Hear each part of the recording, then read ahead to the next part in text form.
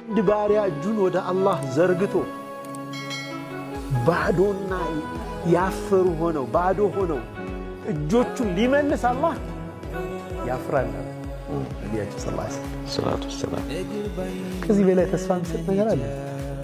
የእውነት ከልባችን እጃችንን ዘርጋ እንጂ ፊዚካሊ ብቻ ሳይሆን የልብ ትስስር ይፈልጋል።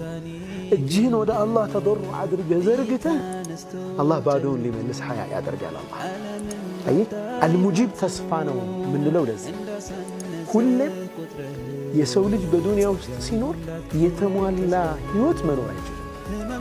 ከሚስቱ ጋር ቢስማማ ከጎረቤት ጋር ይጋጫል። ጥሩ ጎረቤት ቢኖረው ሌላ ነገር ይፈጠርበታል። ዱንያው ቢስተካከል የሆነ ነገር ይጎለዋል።